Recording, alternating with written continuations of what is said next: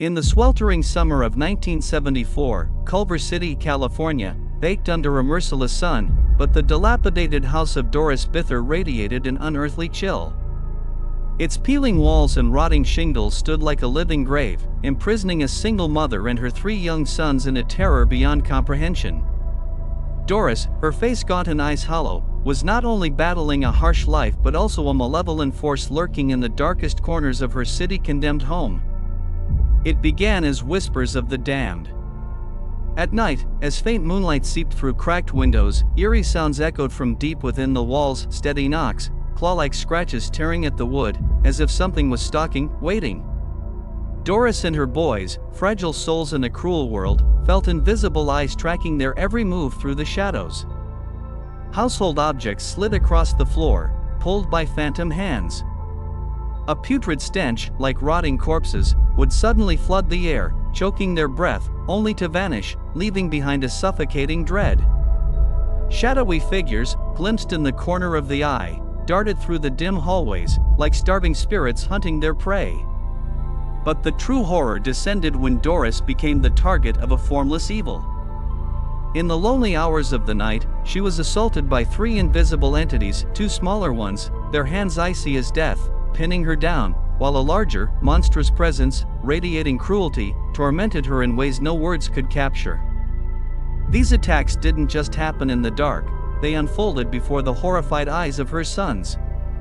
The boys, powerless, heard their mother's screams, watched her being dragged and beaten by something they couldn't fully see, only knowing it was the embodiment of nightmares. Each assault carried a palpable hatred, as if the entity sought to crush her very soul. Her sons were not spared from the clutches of this darkness.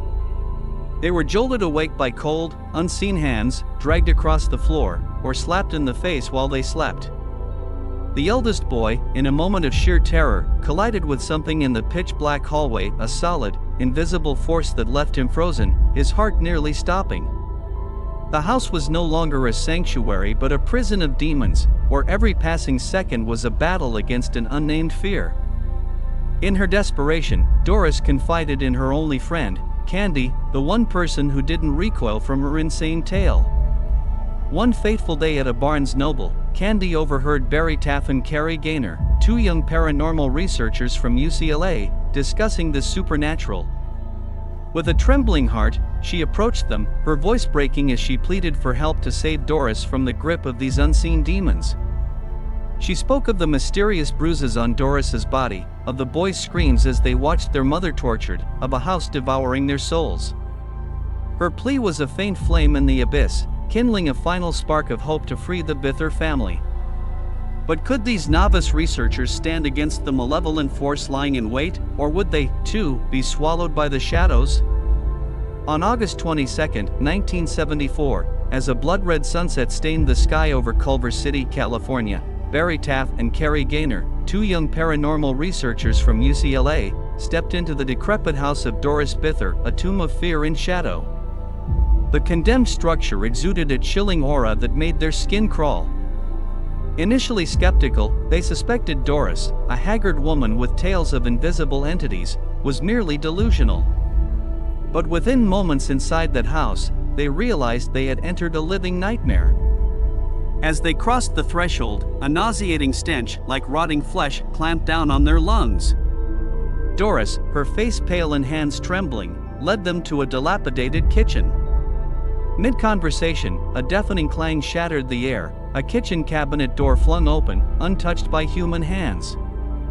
Then, as if hurled by an enraged phantom, a heavy cast-iron skillet shot out, hurtling toward Barry's head, missing by inches before crashing to the floor. The metallic echo rang like mocking laughter from the darkness. In that instant, Barry and Carrie's doubts evaporated. They weren't facing a delusion but a malevolent force. They returned, armed with crude tools, EMF meters, recorders, Ouija boards, and 9 cameras. Joined by students and professional photographers, they aimed to capture evidence of the entity tormenting Doris's family. During subsequent visits, terror erupted. Candy, Doris's friend claiming psychic abilities, screamed one evening, insisting an entity stood before her. Barry snapped Polaroid shots, but the first two images were blank, as if veiled by an unseen force.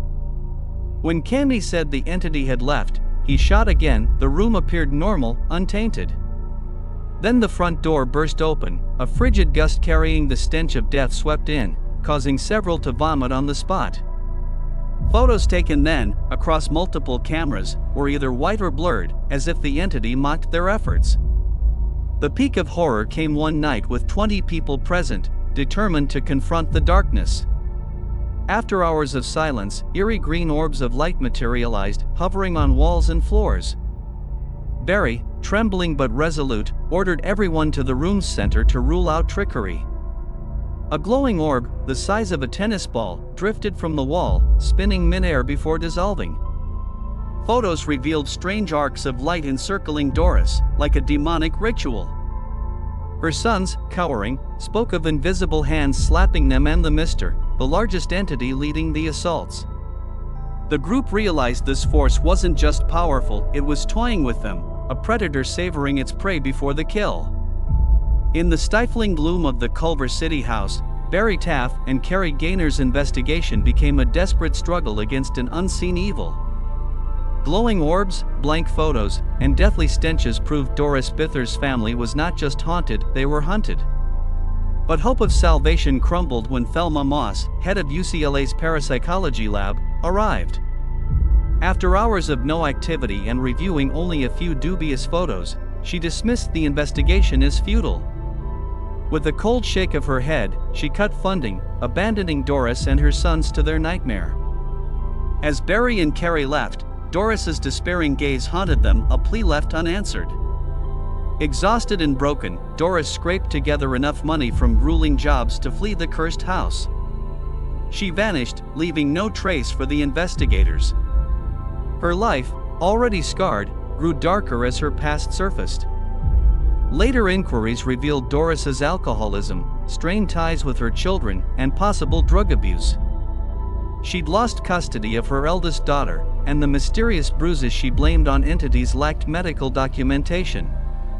Were those marks proof of supernatural torment, or scars of a soul shattered by her own existence? The Bither case became legendary yet divisive. Immortalized in the book and film The Entity, 1982, it brought Doris unwanted scrutiny. No one knows if she profited from her story.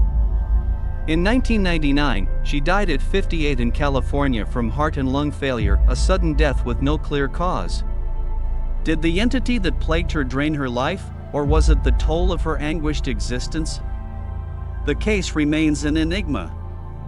Was Doris hunted by 3 demonic entities, or was she a victim of mental illness, amplified by a harsh life?